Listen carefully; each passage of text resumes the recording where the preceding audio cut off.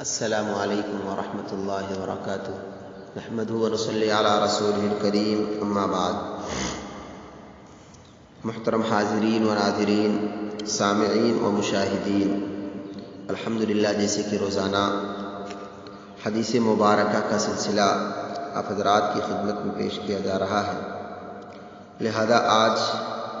بہت ہی اہمیت کی حامل حدیث جو خاص طور پر موجودہ حالات کے اعتبار سے ہمیں اس بات پر ابھارتی ہے اور امید دلاتی ہے کہ جب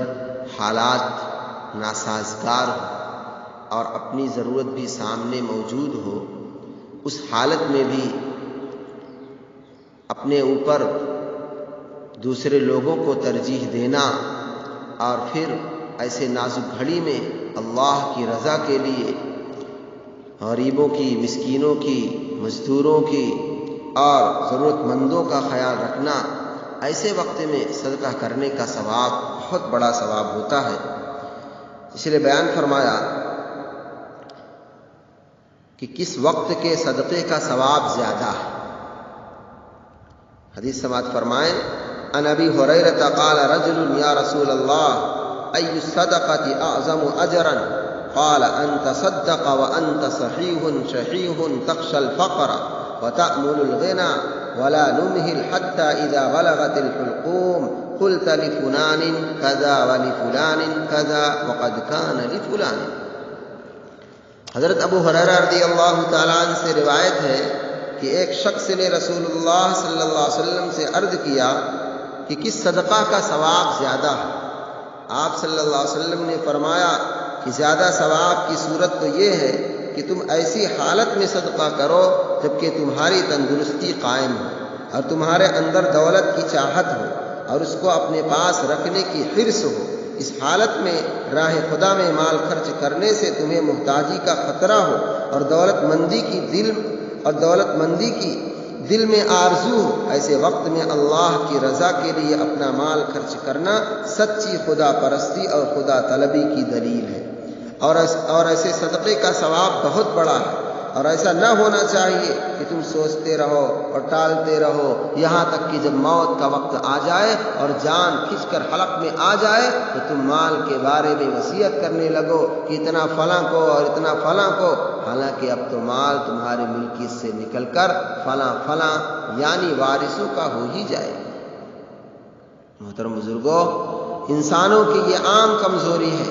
کہ جب تک وہ تندرست و توانا ہوتے ہیں اور موت سامنے نہیں کھڑی ہوتی ہے، وہ اللہ کی راہ میں خرچ کرنے سے بخل کرتے ہیں، پس و پیش میں رہتے ہیں، سوچتے ہیں اب کریں کہ کب کریں. شیطان ان کے دلوں میں وسوسہ ڈالتا ہے کہ اگر ہم نے راہ خدا میں خرچ کیا تو ہمارے پاس کمی ہو جائے گی، ہم خود تنگ دست اور محتاج ہو جائیں گے، اس لیے ان کا ہاتھ نہیں کھلتا. لیکن جب موت سامنے آ جاتی ہے اور زندگی کی امید باقی نہیں رہتی تو انہیں صدقہ یاد آتا ہے. رسول اللہ صلی اللہ علیہ وسلم نے فرمایا کہ یہ طرز عمل ٹھیک نہیں ہے. اللہ کی نگاہ میں محبوب اور مقبول صدقہ وہ ہے جو بندہ تندرستی اور توانائی کی ایسی حالت میں کرے کہ اس کے سامنے اپنے مسائل اور اپنا مستقبل بھی ہو، اس کے باوجود وہ اللہ کی رضا جوئی کے لیے اور آخرت کی ثواب کی امید میں اور رب کریم کے وعدوں پر یقین و اعتماد کرتے ہوئے اسی حالت میں ہاتھ کھول کر اللہ کی راہ میں اس کے بندوں پر خرچ کرے.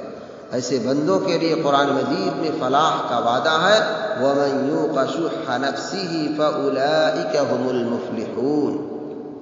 محترم بزرگوں، بہت ہی اہمیت کی حامل حدیث ہے اور خاص طور پر آج کے حالات کے اعتبار سے بہت ہی منطبق حدیث ہے کہ آج ہر طرف حالات کے ناسازگار ہونے کی وجہ سے، بیماری کی وبا کی وجہ سے لوگ پریشان حال ہیں. جو مڈل کلاس کے لوگ، کاروباری لوگ تھے، جن کے بیچاروں کے کاروبار اچھے خاصے چلتے تھے، لیکن آج مہینہ دو مہینہ سے کاروبار بند ہونے کی وجہ سے ان کو بھی اپنے مستقبل کی فکر لگی ہوئی ہے. لہذا ایسے حالات میں اللہ تبارک و تعالیٰ کے پیارے رسول، ہم سب کے نبی حضرت محمد الرسول اللہ صلی اللہ علیہ وسلم کا اعلان آپ سنیں کہ آپ فرما رہے ہیں جبکہ مستقبل کا خطرہ منڈلا رہا ہو، اس حالت میں بھی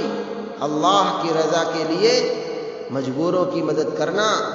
مسکینوں کی مدد کرنا، ضرورت مندوں کی ضرورت پوری کرنا اور ان کے اللہ تبارک و تعالیٰ کے لیے رضا کے لیے صدقہ و خیرات کرنا، یہ بہت زیادہ ثواب دلاتا ہے۔ اس لیے میرے عزیز دوستو، وقت نازک ہے، ایسے حالات میں اپنی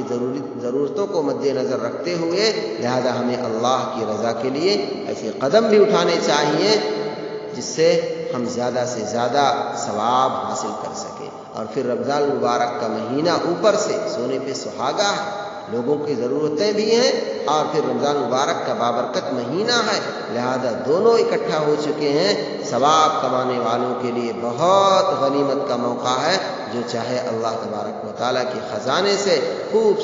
تر کمائی کر لے۔ اللہ تبارک و تعالیٰ ہم سبوں کو ان تمام باتوں کو سمجھنے اور اس پر عمل کرنے کی توفیق نصیب فرمائے۔ وما علینا الا البلاغ۔ السلام علیکم۔